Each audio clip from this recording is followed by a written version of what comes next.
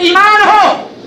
میں جملے کو دہراتا ہوں, شاید کسی کی مری ہوئی غیرت جاگ جائے. اگر دل میں ایمان ہو, میں اللہ کی قسم دے کے تم سے سوال کرتا ہوں, اگر کوئی مجمع تمہاری ماں کو زانیہ, فاحشہ, بدکار کہتا ہو, کیا اس مجمع پہ زینت بنو گے اسٹیج کی؟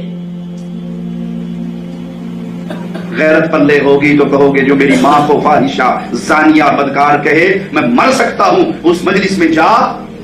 یہ آپ کی خاندانی غیرت ہے, یہ ماں کی غیرت ہے.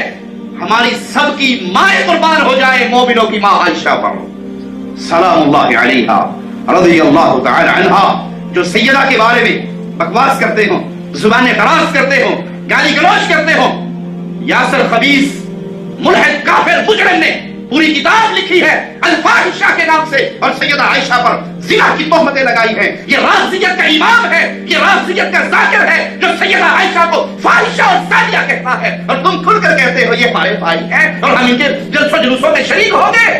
معنی یہ کہ تمہارے اندر ایمان کا ذرہ, نوٹ کمانے کا دھندا ہے, داڑھی رکھ کے تم نے نوٹ کمانے شروع کر دیے, ایمان کو بیچ کر تم نے دنیا کو خریدا ہے.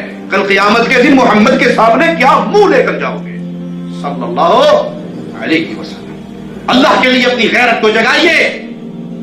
مومن سب کچھ کر سکتا ہے, رب کی عزت میں کسی کی شراکت کو برداشت نہیں کر سکتا. سب کچھ کر سکتا ہے, محمد کی عزت پہ آنچ نہیں آنے دیتا. سب کچھ کر سکتا ہے, پیارے نبی کے, پیارے صحابہ کے دشمنوں کے پیچھے نماز کے لیے کھڑا نہیں ہو سکتا ہے.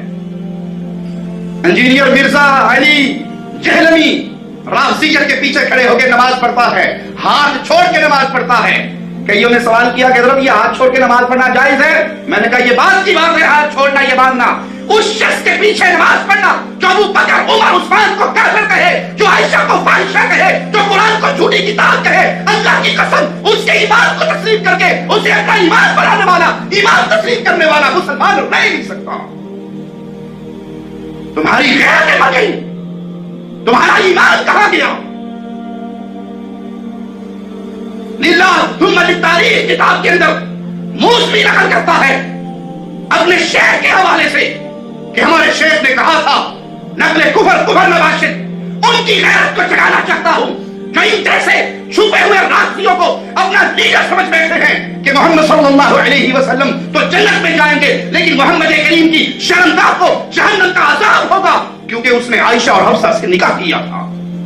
تم ہاتھ چھوڑ کے ان کے پیچھے, ان کے مجمع میں کھڑے ہو, ان کے جلوسوں میں, ان کے مدارس کی زینت بنو اور خوشیاں مناؤ کہ ہم امت کو جوڑنے کا کام کر رہے ہیں. یہ تمہارے نبی کی شرمگاہوں کو جہنم کے عذاب کی وعید سنائے اور تم ان کو اپنا امام بنا کے پیچھے کھڑے ہو کے نماز پڑھو اور اپنے آپ کو مسلمان بھی سمجھو. مومن کی غیرت ہوا کرتی ہے, یہ زندگی سجا نہیں رہنی. کوئی یہ سمجھ بیٹھے کہ یہ تو بڑی سخت باتیں ہیں, زندگی کے فیصلے دھرتی پہ نہیں ہوتے, عرش پہ ہوتے ہیں. موت ایک دفعہ آنی ہے, 2 دفعہ نہیں آنی. ٹرک کے نیچے آ کر بندے مرتے ہوتے ہیں, روڈ ایکسیڈنٹ میں بندے مرتے ہیں, کینسر کی بیماریوں میں بندے مرتے ہیں. کتنی پیاری موت ہے جو رب کی توحید کے لیے آ جائے.